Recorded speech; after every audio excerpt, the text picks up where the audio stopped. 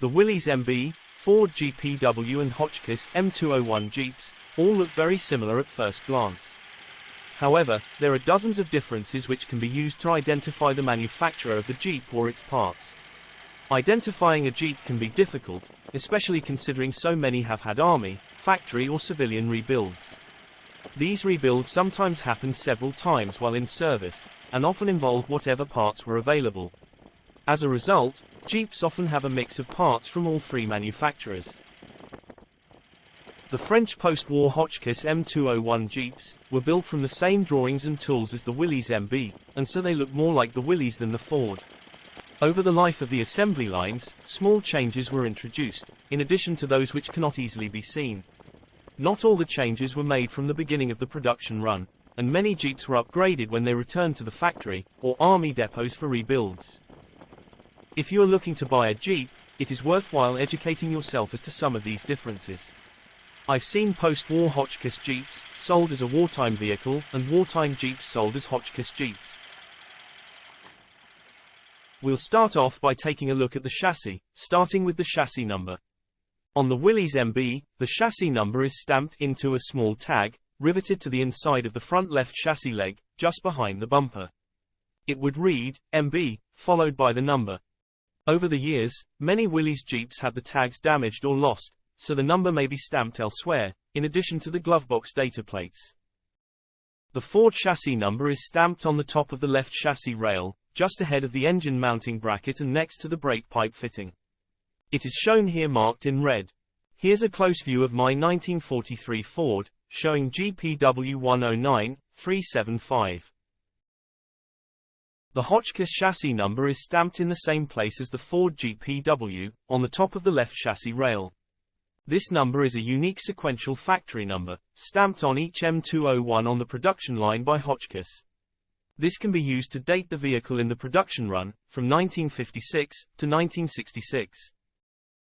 However, there are two other numbers also stamped into the chassis, which are often confused for the chassis number. The French Army didn't use the Hotchkiss chassis number, and instead issued each Jeep with its own Army serial number. This was stamped on top of the front right chassis leg, just behind the bumper bracket. It can be seen on my Hotchkiss here, reading 05792. The third Hotchkiss number stamped into the chassis is the frame number. This is stamped into the side of the front right chassis leg. This number is just a unique identity given to the frame when it was made, and has no connection to the Hotchkiss serial number. Frames weren't used in order, and so it cannot be used to identify age. M201 chassis also appear to be made from a slightly thicker gauge steel than the wartime Jeeps. Moving on now to the front bumper. The Willys MB here, and the Hotchkiss bumpers, are both very similar. Both have the slightly curved back outer ends, but the Hotchkiss bumper is slightly taller. This could be down to a slightly thicker gauge material. Both the M201 and Willys MB bumper have a single hole for the starting handle. The Ford GPW has two additional smaller holes in line with the chassis legs. It also has the Ford script F stamped in from the rear. On the Willys MB and the Ford GPW, the front chassis leg is an open U-channel ahead of the radiator grille. The M201 Jeeps had a short U-channel, welded vertically into the front chassis leg, as a reinforcing piece. However, some Willys MB and Ford GPW Jeeps, that were used by the French Army after World War II, also had this U-channel welded in place. The reinforcing piece is a sign of a Hotchkiss Jeep, but must be taken along with other identifying features. In this same area, there is a bracket that supports the radiator grille. Both the Willys MB and the Ford GPW have this bracket riveted to the chassis. On the Hotchkiss Jeep, there is also a weld around the base of the bracket. Like the chassis reinforcing piece, be aware that some wartime Jeeps may have gone through French Army rebuilds, and have had this bracket welded. The Willys Jeep has a round tube crossmember, fitted just behind the radiator grille. Ford made many small changes to the Jeep, to reduce the amount of steel used. One of these changes was the crossmember. Ford used an inverted U-channel for their crossmember. When Hotchkiss started manufacturing Jeeps, they followed the Willys design, and used the round tube. Shock absorber mounts next. These first four pictures show the Willys mounts, front and rear, followed by the Hotchkiss, front, and rear. Both manufacturers used a more or less square section bracket to attach the shock absorbers. The Ford GPW has a two-piece, pressed steel mount, riveted to the chassis. My GPW has also been welded along the edges of the steel brackets. The mounts have the Ford script F, stamped into the outer flange. Down from the shocks, we have the springs. The springs evolved both during wartime and post-war. Initially, the Willys MB and Ford GPW had an 8-leaf spring on the front, and a 9-leaf spring on the rear. Later, the springs were upgraded to 9 and 10 leaves. The MB in these two pictures actually has springs with 10 and 11 leaves. It was formerly in the Greek army, so they may have upgraded the springs to carry more load. They may also have been fitted during restoration. The design of the spring varied slightly between the two manufacturers. The Willys spring seen here uses crimped straps to hold the leaves together. Also on a Willys Jeep, I've seen this thicker crimped strap, seen in this close-up view. The Ford springs were similar in basic design to the Willys type, but used a U-clamp with a bolt through the top to clamp the leaves together. This picture shows a full set of Ford springs, showing the shorter 8-leaf front springs and the longer 9-leaf rear springs. Hotchkiss springs are more like the Willys springs, using a crimp band to hold the leaves together. Hotchkiss increased the number of leaves again, making 10 leaves on the front and 11 on the rear. Here's a Ford front spring at the top, compared to a Hotchkiss spring below. There's one other spring modification I've seen, and that was on the Hotchkiss Jeep. Some Hotchkiss Jeeps were modified to carry a 106mm anti-tank rifle. To carry the extra weight of this gun, coil springs were added in addition to the leaf springs. As far as I can tell, the basic axle castings look pretty much the same from all three manufacturers, bar different casting numbers and markings.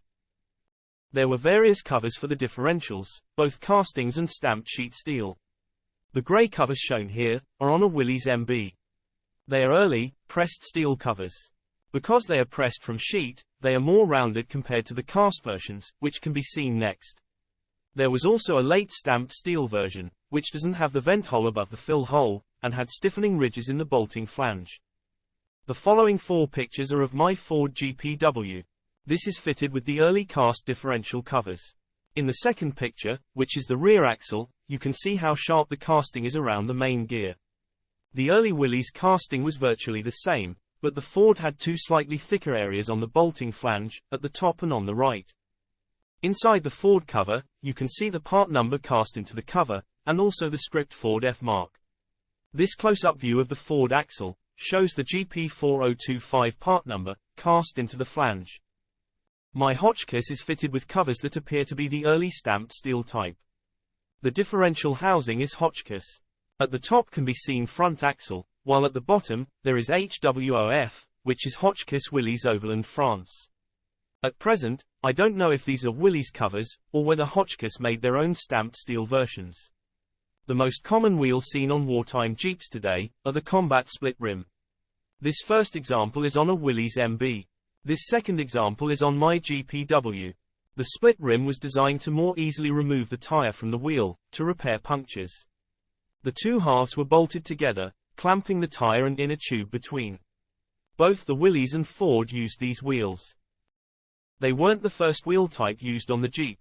The early wheels were formed from two pieces, but were riveted together into a one-piece wheel. The early Hotchkiss wheel was very similar to the early Willys wheel. The halves of the wheel were riveted together, but the profile of the rim was slightly different. Most people don't notice the difference, and so, many restorers of early Willys Jeeps used the Hotchkiss wheel. Later Hotchkiss wheels were similar to the early wheels, but the halves were welded together, rather than riveted. There's one other wheel that is often seen on Jeeps, and that is the civilian CJ wheel. These are two-piece riveted wheels, similar in profile to the wartime wheels, but have 4 slots around the rim, as can be seen here. The first tire shown is fitted to a Willys MB. It is a Firestone NDT 600x16, usually called bar grips because of the tread style. I don't know how many wartime tire manufacturers there were. Today, there are multiple suppliers of reproduction tires, so there's all sorts of different brands to be seen. This is a GPW, fitted with modern bar grip tires. I don't know the brand. Early Hotchkiss Jeeps also used bar grips, but several other tire styles were used. This is my Hotchkiss, fitted with the Claver, TRT, 650 by 16 tires it had when first purchased. The next picture is a Hotchkiss, with the Goodyear G800, 650 by 16 tire. The next two tires are the same tread pattern. The first is a Maybor General 600 by 16. Maybor joined Continental in 1990, so this second tire, fitted to my trailer, is a Continental version. There are several different designs of transmission skid plate. The Willys slat grille and early Willys MB plates were very similar, and it appears the differences were just hole locations. This is an early Willys skid plate. There was a second, bolt-on part to the early MB plate, taking it out to the chassis, covering the exhaust. This is an early Willys skid plate, showing the extension fitted. The center of the 5 holes looks to have been enlarged, as they should all be the same size. There were also 3 one-piece Willys type skid plates. They were seen in the early, mid and late production models, to suit the early and late handbrake designs. All were fairly similar and looked like the 2-piece design, but made from one piece of steel. They also had a triangle web filling in the area shown here in red. Next we have a Ford GPW skid plate, designed for the external, contracting band handbrake. We are looking at the inside, with the exhaust clamp in the upper center of the picture. This close-up view shows the stamped Ford script F. The Hotchkiss skid plate was similar to the Ford plate, but with 2 of the center holes linked, to create a larger opening. This handbrake drum is on a Willys MB. It uses an external brake band that contracts onto the drum when the handbrake is pulled. The Ford drum looks the same, though this picture is viewing it from the other side. This picture shows the internal shoe and drum type brake on my Hotchkiss M201. It looks the same as replacement parts available online, so I don't know if this is a Willys part or a Hotchkiss copy.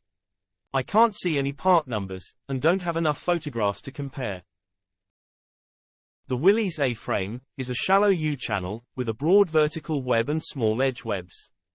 The apex of the A is bolted and welded to the Pintle Hook mounting plate on the chassis rear cross member. At the base of the A, there is another rectangular cross member that links the chassis and A-frame, just behind the shock absorber bumper blocks. The Hotchkiss design is identical to the Willys design.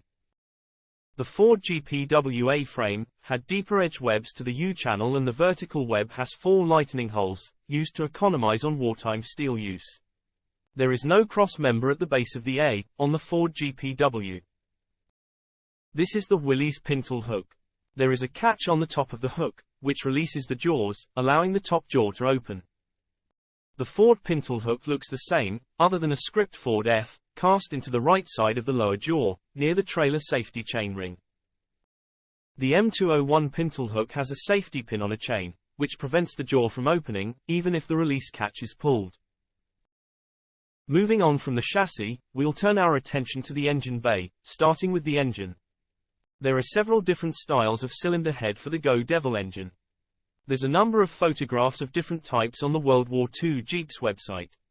I'll add a link in the description. My first example is from a Willys MB.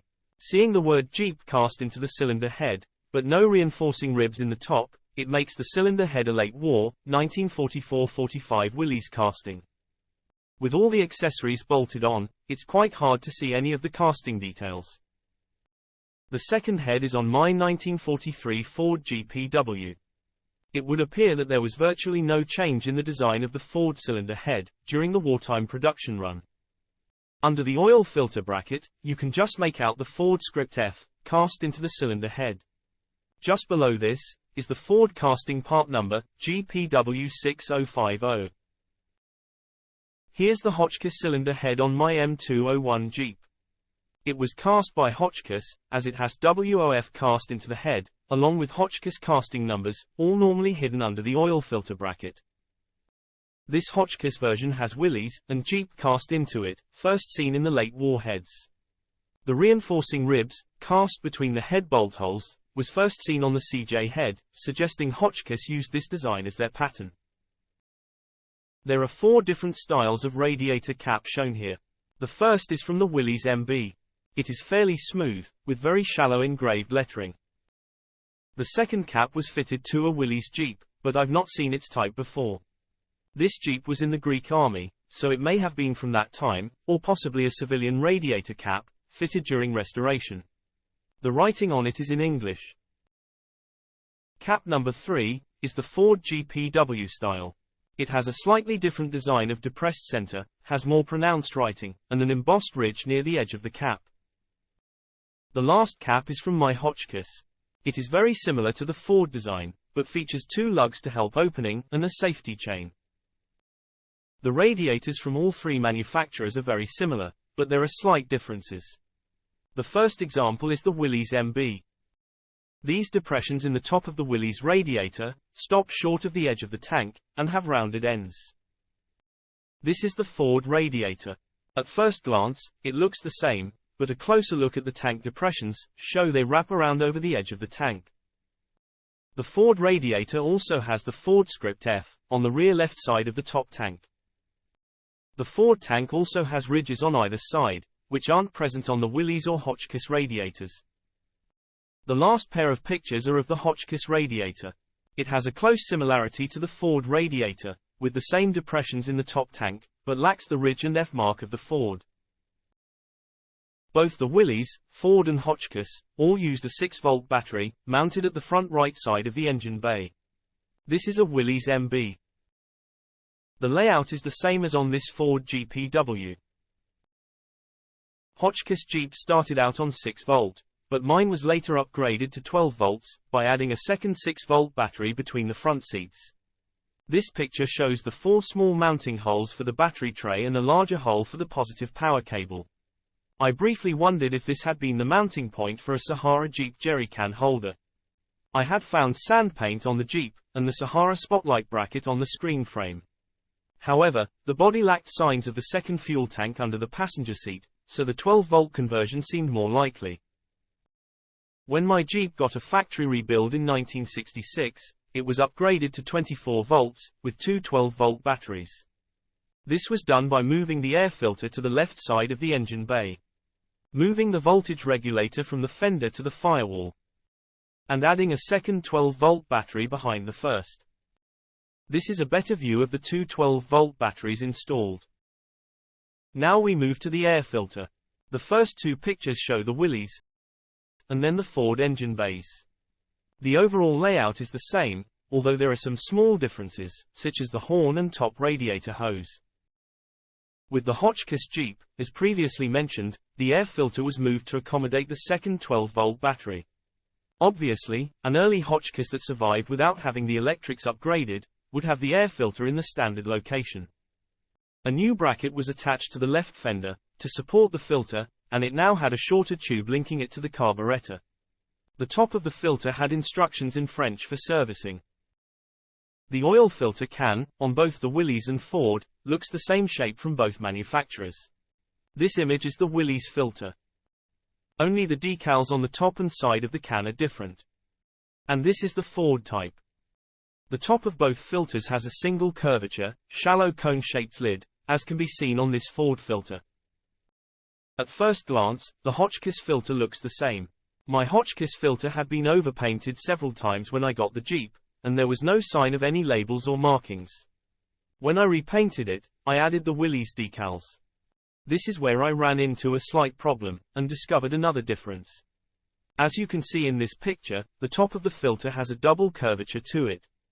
This made applying the flat decal rather challenging, requiring about an hour to soften the decal with a water and acetone mix, and slowly working out the wrinkles by rolling them flat with a cotton bud. Both the Willys and Ford Jeeps had their voltage regulators attached to the inside of the right fender. This is the Willys regulator, and this is the one on the Ford Jeep. With the fitting of a second battery to the M201, the voltage regulator was moved from the fender to the firewall, next to the fuel filter. It is also a different style case to the MB and GPW version. The ignition and regulator were sealed to keep water out, with all the cables enclosed in 2 large screw-on connectors. The Willys and Ford both used a generator to provide electrical power. The first photo shows the Willys MB, with its generator tucked under the oil filter. The second picture is of my Ford. This Jeep had been fitted with a 12-volt alternator, before I got the Jeep for restoration. I decided to keep the 12-volt system. I have been told that alternators were fitted late in the war, but I have no evidence to back this up.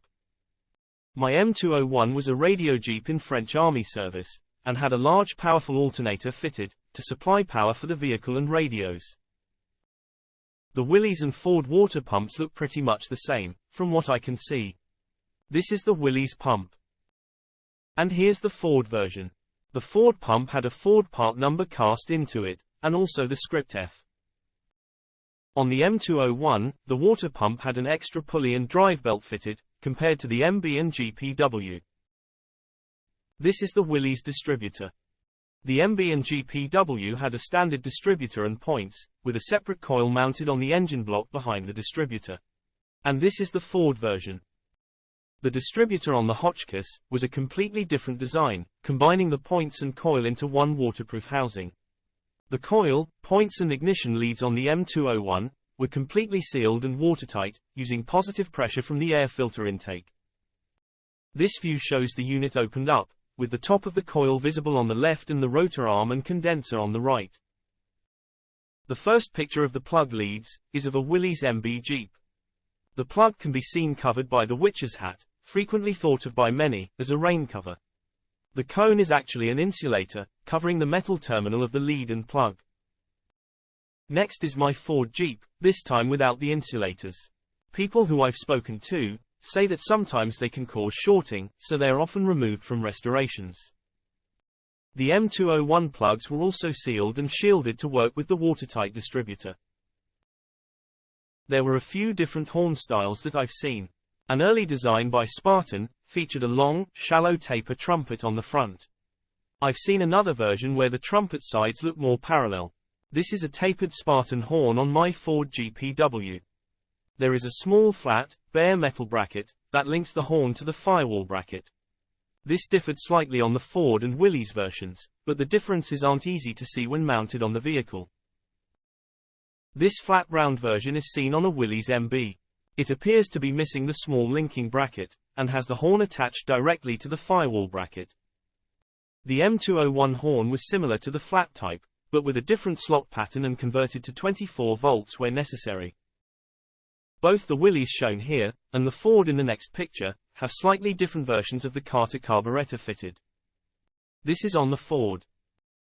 The M201 uses a Solex carburetor, as seen here on my Hotchkiss. I'm sure there are many small details I haven't covered, or even spotted yet, but I'm going to stop here, and call this video part 1. I've covered 24 differences on the chassis and engine bay in this video, and that's taken about 23 minutes. There's still another 35 differences to see on the body of the Jeep, so I will look at those in part 2. I hope you've found this interesting. Don't forget to like and subscribe, so you don't miss the next installment.